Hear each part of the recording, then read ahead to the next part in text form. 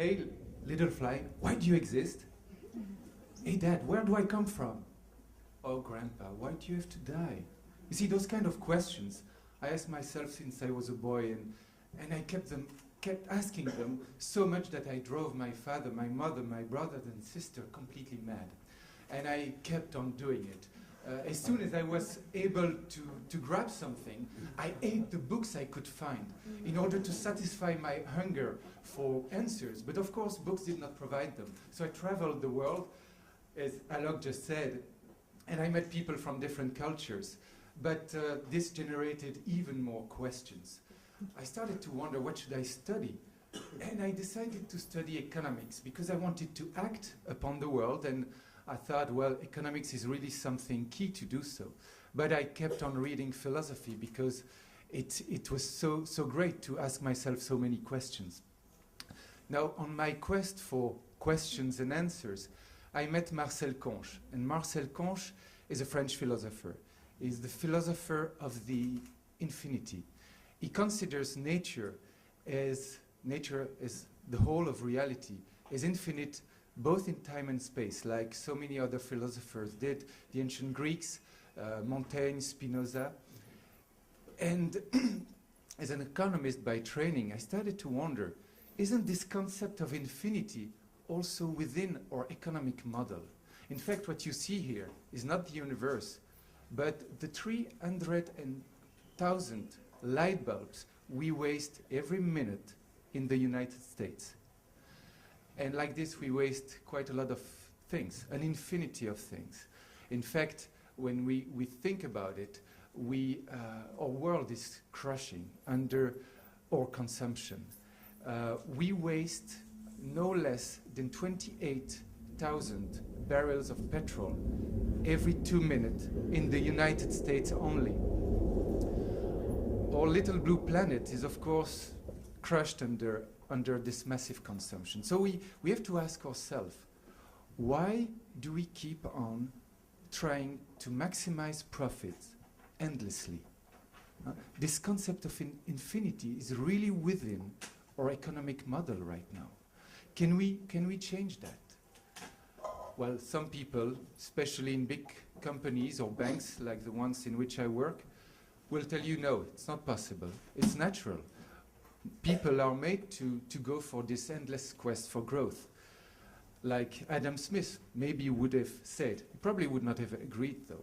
But philosophers like Anne Salmon showed us that this idea of endless profit maximization is quite recent, in fact. It's only 300 years old. And many people now are started to question it. Even people like Emmanuel Faber, who is the CEO of Danone, not a small company, saying openly, we need to reverse the equation.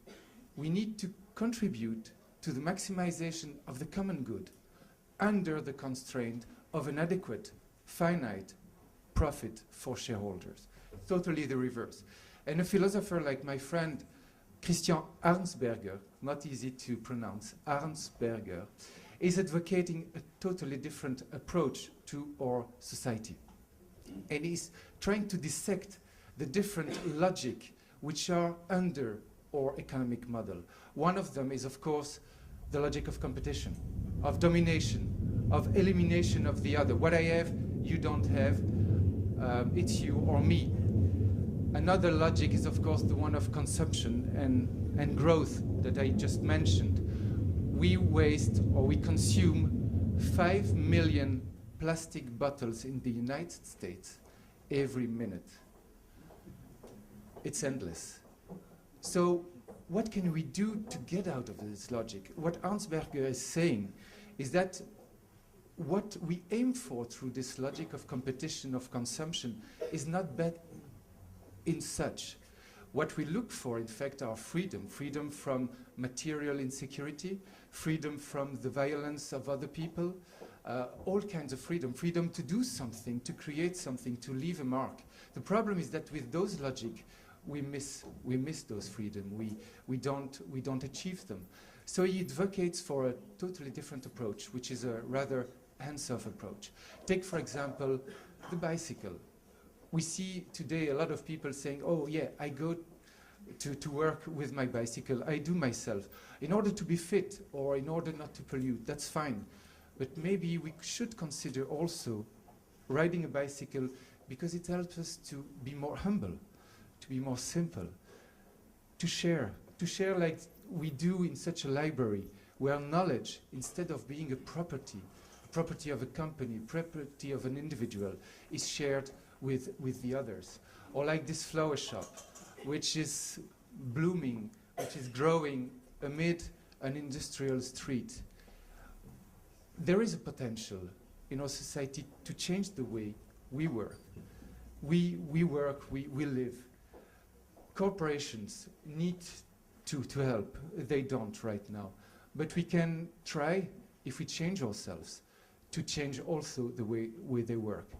And in order to contribute to this, with some friends, we have constituted this association Alok was mentioning, Philosophie and Management, where we ask as many questions as possible in order to, hopefully, to contribute to a better world. And what I would like to do tonight is just to invite you to ask yourself such questions, maybe to join us, and to throw yourself into the ocean of questions that there is, because it's so refreshing, but also maybe because it's the ultimate weapon to change, for good hopefully, our society. Thank you.